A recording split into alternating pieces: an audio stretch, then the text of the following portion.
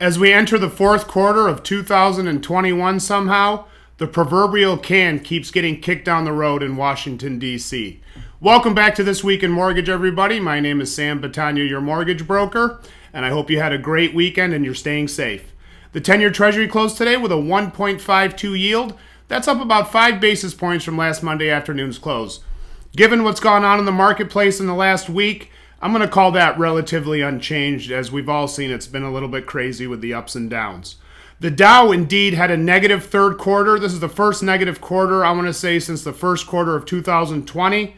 So that is could be a sign of things to come. Let's see how the fourth quarter shakes out.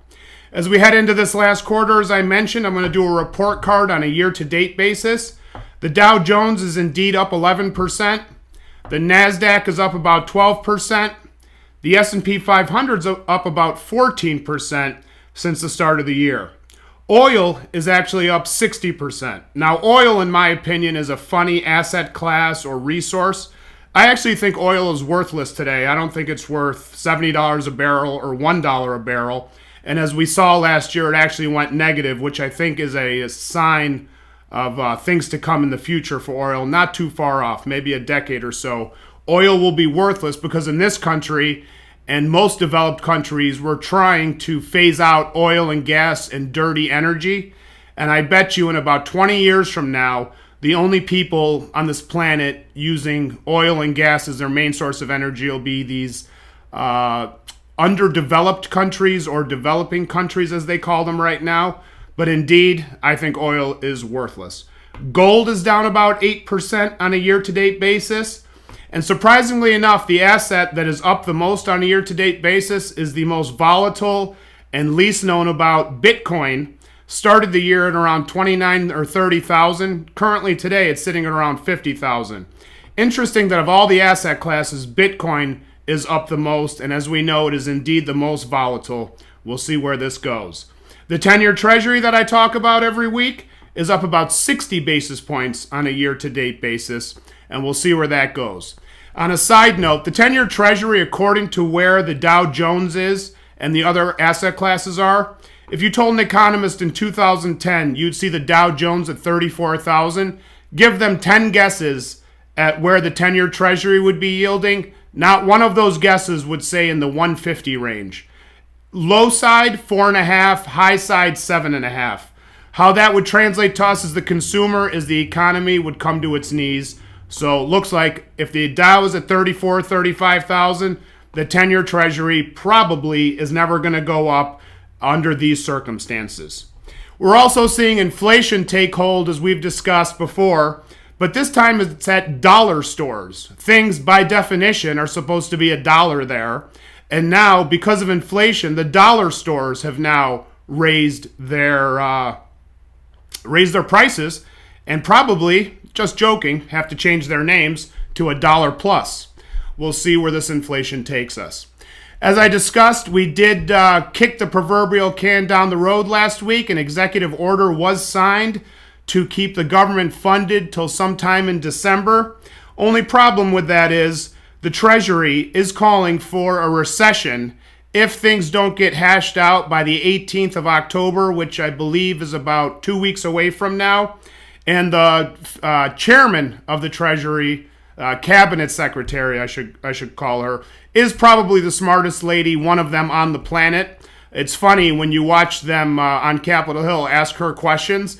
They ask her a question, the people in Congress and whatnot, and then they are waiting for her answer to be done, hoping that their time runs out. Because they ask her a question that somebody else came up with most likely. They don't understand her answer, and therefore they can't ask a follow-up question on something that somebody just didn't make up in the moment. But she is a very smart lady, one of the smartest people on the planet, and she is calling for a recession in the middle of this month if we don't get this figured out. I'm going to be on her side when it comes to this. And as I've been discussing all year, we have a big job problem in this country that has spilled over and turned itself into an inflation problem, into a supply chain problem, and into a shipping and logistics delivery issue. Problem here with the jobs is, I don't know if there's such a thing. I'm going to look it up after this. We should have a job quality index reading or meter, meaning The jobs that are open, as we know, the JOLTS number is giving us a record number of job openings. But what's the quality of those jobs and who wants those jobs? So I think what we should start measuring also, if this exists, it's great and I'm going to start using it, but a job quality index or something along those lines to actually see how many of these jobs are open, people are actually interested in spending their time on. Now, housing is normalizing right now. It's becoming a very more chilled out market, so to speak.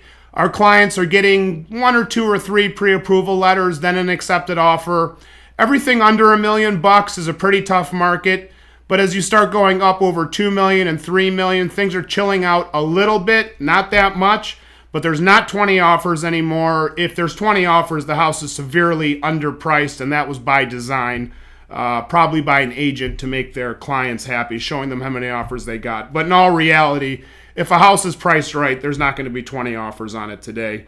Well, I should say priced accordingly, not priced right. And I just want to talk a little bit about the confidence and sentiment of our economy in general. Now, sentiment is a big thing, as we all know. We wake up in the morning. You've heard the saying, woke up on the wrong side of the bed, woke up on the right side of the bed. The economy is a lot like that. Now, the sentiment that we as a consumer and as an economy have is based on confidence ultimately. Just like in life, when it comes to anything, you've got to have confidence in what you're looking at and what you're doing. Without confidence, you have nothing.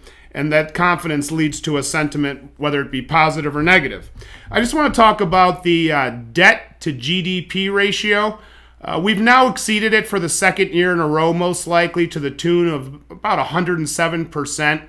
Our national debt exceeds our gross domestic product by about 7 to 10%. That is not good. If you told somebody that the national debt exceeded the production, the GDP, they would tell you that something was insolvent. Well, the last time things became insolvent, they went out of business. The United States right now, on paper, is insolvent. The thing that's keeping us going is confidence. Just like when our dollar in the early 70s came off of the gold standard, the only thing supporting it since then for the last nearly 50 years is confidence. I believe this confidence has spilled over to support our stock market, and beyond that, to a greater extent, our treasury market. Because again, if you told an economist that that would be at 35,000, they'd tell you the 10-year treasury had to be yielding 4 to 7%. It's not. It's at $1.50. So we've got a confidence in the 10-year treasury, and we've got a confidence in the stock market. Those two things will not mesh over time. The confidence in one of them will break. Let's just hope it's not the both of them. Well, I hope you enjoyed my segment this week in mortgage. I hope you have a great, safe week. If you have any questions about your mortgage or anything real estate related, please don't hesitate to reach out to me. Thank you so much.